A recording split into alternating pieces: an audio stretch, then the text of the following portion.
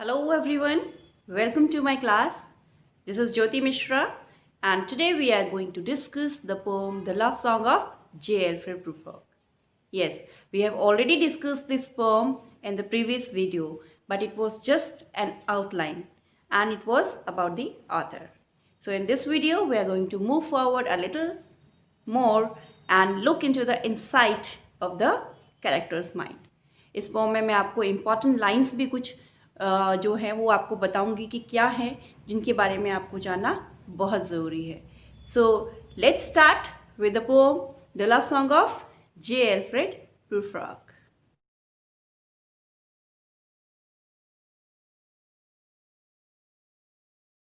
Modernism के बारे में भी थोड़ा सा जान लेते हैं हम.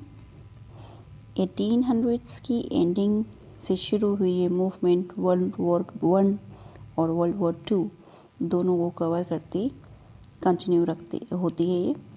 और जो ये मूवमेंट है एक्चुअली वर्ल्ड वॉर 1 और विक्टोरियन आइडल्स का एक रिएक्शन मान सकते हैं इसको आप. And the modernist poets were concerned with breaking rules and traditions and finding a contemporary way of expression through variation of form and style. जो poets थे, they tried to describe the world as they saw before them in their poetry. Fictional world कोई नहीं create करना चाहते थे अपने readers के सामने. जो world they saw was breaking apart and the meaning of this was being questioned.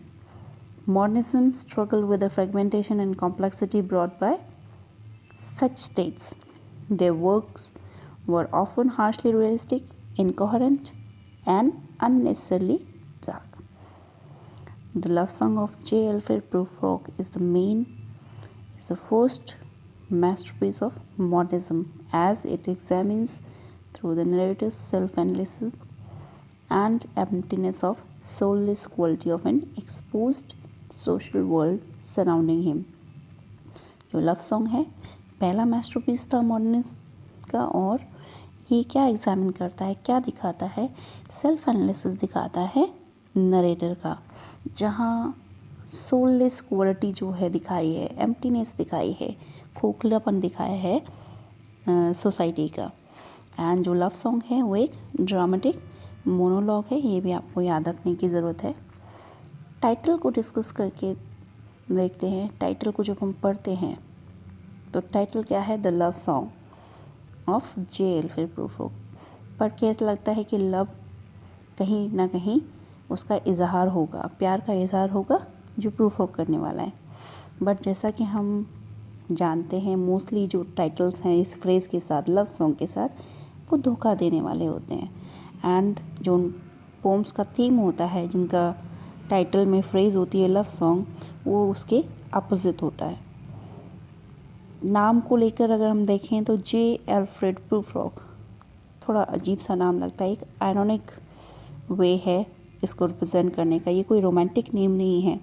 इससे क्या है, हमें कैरेक्टर रिलेशनशिप जो है उसकी अपोजिट सेक्स के प्रति वो पता लग जाती है. तो यहाँ पर ये क्लियर हो जाता है. Dante's inferno we have already discussed into our previous video. जो मैंने फर्स्ट वीडियो बनाई थी इस पोम के इंट्रोडक्शन के लिए, उसमें मैंने इस इन्फर्नो को जो है, ये जो एपिग्राफ है, इसको डिस्कस किया है और समझाया है. एक बार फिर थोड़ा सा बता देती हूँ कि इसमें क्या है. जो स्पीकर है वो ये कह रहा है कि मैं जो अपना सेल्फ रिलीज़ कर रहा हूँ वो इसलिए है कि मुझे पता है कि यहाँ से कोई बाहर की दुनिया में या रियल वर्ल्ड में जाकर मेरे इस रियलाइजेशन के बारे में नहीं बता सकता. जैसा कि हमने सैटर्न की स्पीच में भी देखा है, अगर आप लोगों ने कभी पैराडाइज लॉस्ट पढ़ी हो तो उसमें भी कुछ इस तरह का ही इन्फॉर्मेशन वहाँ पर हमें देखने को मिलती है कि जो सैटर्न है वो कहता है कि इस वर्ल्ड के बाहर, इस हेल से बाहर कोई नहीं जा सकता. वैसा ही यहाँ पर कहा गया है कि no one ever did return alive from this depth without the fear of infamy I answer thee. इसलिए मैं ये अपना सेल्फ रिलीज़ कर रहा हूँ, यहाँ पर अपने आप के बारे में सच सच बता रहा हूँ. फर्स्ट पार्ट जो है पोम का, उसमें प्रूफ्रोक हमें इनवाइट करता है स्ट्रीट्स में चलने के लिए, उसके साथ एक स्ट्रॉल लेने के लिए. और वहाँ पर जो वुमेन हैं वो रेनेसेंस आर्टिस्ट के बारे में डिस्कस कर रहे हैं, कैसे स्मोक और फॉग जो है स्प्रेड हुआ है, कैसे उसको वो एक कैट की तरह दिखाई देता है और फिर वो अपने आप से कहता है कि नहीं अभी बहुत टाइम है। और पूरी पोम में वो यही कहता था कि टाइम बहुत पड़ा है and he will be able to make a friend. तो उसका अकेलापन जो है वो यहाँ पर दिखाया है, लेकिन उसको जो सेल्फ कॉन्फिडेंस उसका लैकिंग है वो भी हर लाइन में हमें देखने को मिलता है। सेकंड पार्ट जो है पोम का वो डील करती है प्रूफ फ्रॉग का रिफ्लेक्शन, कि अपने एक्शंस को वो रिफ्लेक्ट करता है, कैसे लोग उसे समझते हैं और वो उनके बारे में क्या सोचता है। तो वो यही कहता है कि किसी स्पेशली फीमेल से बात करने से पहले वो खुद को तैयार करना चाहता है और वो अपने बॉल्ड हेयर के बारे में, अपनी लेग्स के बारे में, सबके बारे में सोचता है। सेल्फ कॉन्शियसनेस के बारे में यहाँ पर बहुत ज़्यादा दिखाया है। वो अपनी खुद की ही एक्सेप्टेबिलिटी को डाउट करता है सोसाइटी के बीच में और डिसीजन लेता है और फिर उसको रिवर्स कर देता है। तो इस तरह से वो क्या है, अपने ही आप से परेशान है, अपनी डिसीजन नहीं ले पा रहा है वो, ये चीज़ यहाँ पर दिखाई है। दूसरा वो ये सोचता है कि वो अपने आप को प्रेजेंट कैसे करेगा। वो फीमेल्स की परफ्यूम्स के बारे में बात करता है, लोगों के बारे में बात करता है कि लोग उसे किस तरह से ट्रीट करते हैं। फिर वो ये भी सोचता है कि वो जो स्ट्रीट्स में अकेला यहाँ से गुज़र रहा है तो टाइम भी इसी तरह से उसके हाथ से फिसलता जा रहा है और उसको शायद वो चांस जो है कभी नहीं मिले जिसके बारे में वो सोचता है, और वो अपने तकलीफ़ के बारे में सोचता रहता है। फाइनल पार्ट जो है पोम का, जो लास्ट पार्ट है, हमने बेसिकली 3 पार्ट्स में इस पोम को डिवाइड किया है। तो प्रूफ फ्रॉग जो है वहाँ मेडिटेट करता है, क्वेश्चन करता है अपने आप से कि शायद अगर इस तरह से उसने रिएक्ट नहीं किया होता तो कुछ विमेन ने शायद उसको रिजेक्ट नहीं किया।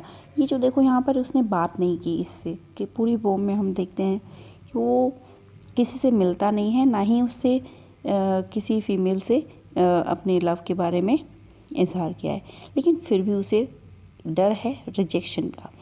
तो उसकी खुद की जो एफिशिएंसी है उस पर उसे डाउट है, हम ये यहाँ पर देख सकते हैं। और वो अपना डिसीजन नहीं ले पाता है और ख़ुद को हैमलेट से कंपेयर करता है। फिर उसे लगता है कि नहीं, मैं तो उसके बराबर नहीं आ सकता, उसकी मेजेस्टी के सामने, चरिस्मा के सामने नहीं टिक सकता मैं, तो मेरा उस तरह का फिज़िक नहीं है। वो फिर पोलोनियस से भी अपने आप को कंपेयर करता है। तो इस तरह से उसका जो डिसीजन लेना है वो कभी पूरा कर ही नहीं पाता, कोई डिसीजन राइट ले नहीं पाता और अपने ही दिमाग के कोने में शायद जो है वो घूमता रहता है और यही सोचता रहता है और उसको डर लगता है कि वो बूढ़ा हो रहा है। जो बॉल्ड हेयर के बारे में बात करता है और अपनी इनकेपेबिलिटीज़ के बारे में वो बार बार सोचकर परेशान होता है। तो क्या है, वो इनडिसिसिव है और अपने मिडिल एज के होते हुए वो किसी से फ्रेंडशिप नहीं कर पाता, सोशलाइज नहीं हो पाता। वो चीज़ है, उसको ओडिसीज की तरह लगता है कि शायद साइलेंस जो है गाना गा रही हैं, उसको फील होता है कि साइलेंस गाना गा रही हैं, फिर खुद ही वो कहता है कि नहीं, वो उसके लिए नहीं गा रही। तो इस तरह का जो एक उसने बॉन्ड बना लिया अकेलेपन का, उससे वो अपने आप को निकाल नहीं पा रहा है। यहाँ पर हमने यही चीज़ देखी है कि कैसे वो एक पल में कुछ सोचता है और दूसरे पल उसको अपने आप के लिए ही डिसाइड नहीं करता और उस विचार को छोड़ देता है। तो ये हमारी पोम जो है बेसिकली इन 3 पार्ट्स में हम डिवाइड कर सकते हैं। मैंने आपको समझाने के लिए ये छोटी सी समरी टाइप की जो है 3 ब्रेकअप्स किए हैं। अब हम ऐसा करते हैं, हमने जो लास्ट वीडियो जहाँ से छोड़ी थी, जो फर्स्ट वीडियो जो मैंने बनाई थी आपके लिए, उसको जिस जगह मैंने एंड किया था वहीं से हम इम्पॉर्टेंट लाइंस, इम्पॉर्टेंट पार्ट्स जो है लाइंस के साथ इसका हम डिस्कस करते हैं। अगर आप लोगों ने जो फर्स्ट वीडियो है वो नहीं देखी है तो मैं अपने डिस्क्रिप्शन बॉक्स में उसका लिंक दे दूँगी, आप जाकर उसका इंट्रोडक्शन इस पोम का ज़रूर देखिए। चलिए चलते हैं जहाँ से हमने पिछली वीडियो में छोड़ा था। In the room, the women come and go, talking of Michelangelo. ये जो एल्यूजन है ये सेक्सुअल एंजाइटी के थीम को हाईलाइट करती है। माइकल एंजेलो जो है एक आइडियल रेनेसां मैन है, वो एक पोएट था, पेंटर, स्कल्पचर था। तो जो male excellence, exemplary for male excellence था, वो एक आइडियल था कि परफेक्ट मैन जो है डेविड की तरह जिसको माना गया है, तो वो कैसे है, उसका एम्बॉडीमेंट है मेल फिजिकल परफेक्शन का। तो यहाँ पर क्या है, जो हमारा प्रोटैगनिस्ट है वो अपने आप को उससे कंपेयर करने की कोशिश कर रहा है और वो उसके बराबर कहीं भी नहीं बैठता। तो उसमें क्या है, ये एंग्जाइटी पैदा हो रही है या इन्फीरियरिटी कॉम्प्लेक्स जो है ये पैदा हो रहा है। अब हम यहाँ देखते हैं कि प्रूफ्रॉक जो है अपने आप को उससे कंपेयर करके इन्फीरियरिटी कॉम्प्लेक्स डेवलप कर लेता है। फीमेल जो है एक दूसरे से बात कर सकती है, लेकिन प्रूफ्रॉक ये क्वेश्चन नहीं कर सकता। उसके अंदर ये हिम्मत नहीं है कि वो किसी से क्वेश्चन कर सके या पूछ सके, अपने बारे में पूछ सके कि जैसे फीमेल्स पूछ लेती है मैं कैसी लग रही हूँ या मेरे में क्या कमी है, तो वो एक दूसरे को पॉइंट आउट करती है। वो हिम्मत इसमें नहीं है। येलो कैट की जो बात होती है, yellow fog that rubs it's back upon the window panes, the yellow smoke that rubs its muzzle on the window panes। ये जो है पिक्चराइजेशन किया है फॉग का कैट के साथ, ये एक्चुअली क्या है, एक मेटाफोरिकल रिप्रेजेंटेशन है। एक्चुअली जो कैट्स हैं वो ज़्यादा सोशल एनिमल्स नहीं होती, जस्ट लाइक प्रूफ्रॉक।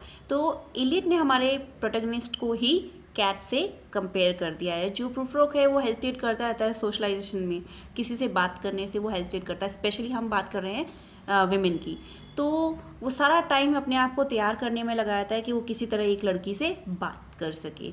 दूसरा है येलो फॉग, येलो स्मोक, ये क्लाउडेड है, ये सब चीज़ें क्लाउडेड हैं। इस तरह से हम देख सकते हैं कि जो प्रोटैगनिस्ट है वो पैरालाइज्ड है, अपने ही थॉट्स में उलझा हुआ है, कोई डिसीजन नहीं ले पाता।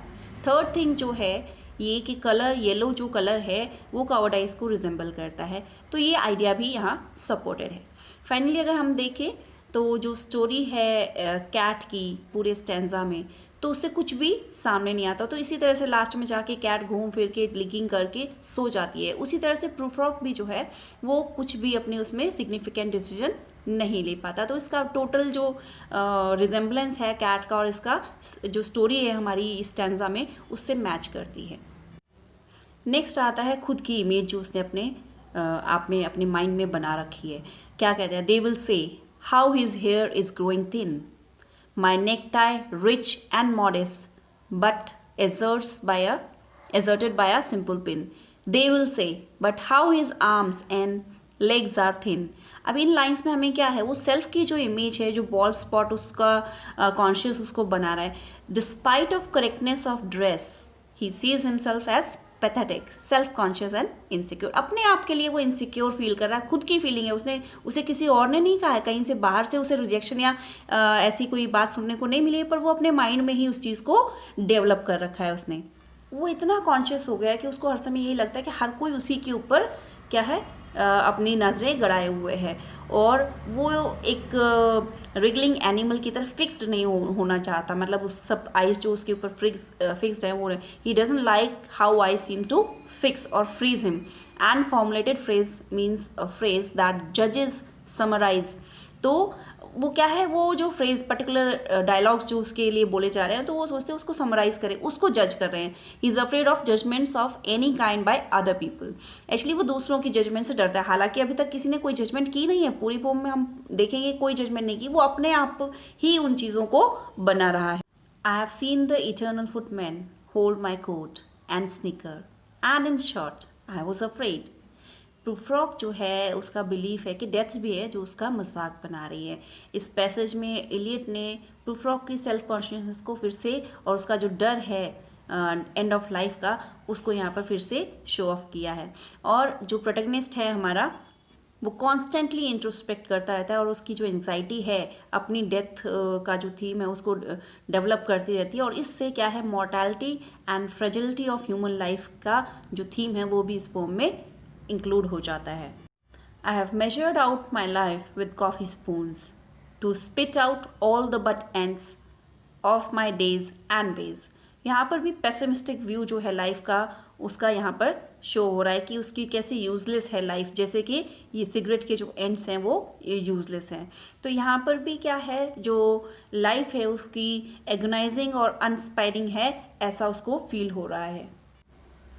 I should have been a pair of ragged claws scuttling across the floors of silent seas. इन लाइन्स में भी देख लीजिए that Prufrock is discussing with the aimlessness of his contemporary life.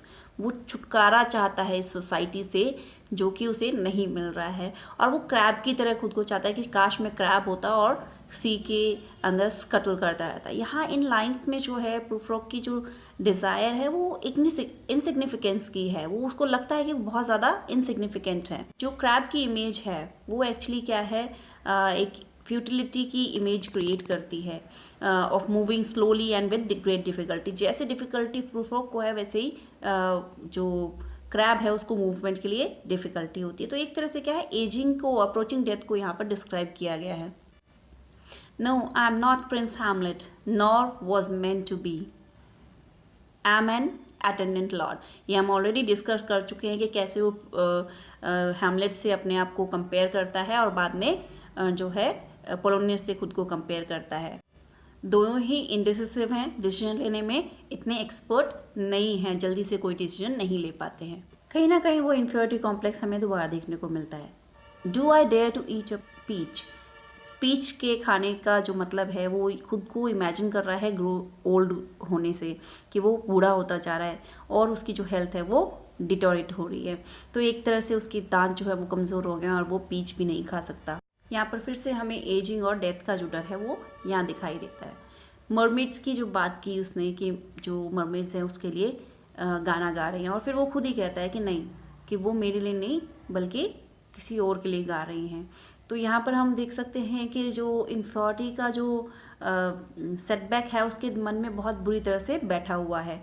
Mermaid sing each to each, ये हम already पहले भी discuss कर चुके हैं. इसके अलावा कहाँ पर कौन सी टर्म्स, लिटरेरी डिवाइसेस यूज़ हुए हैं ये मैं आपको इन स्लाइड्स में दिखा रही हूँ. आप इन्हें नोट डाउन कर सकते हैं.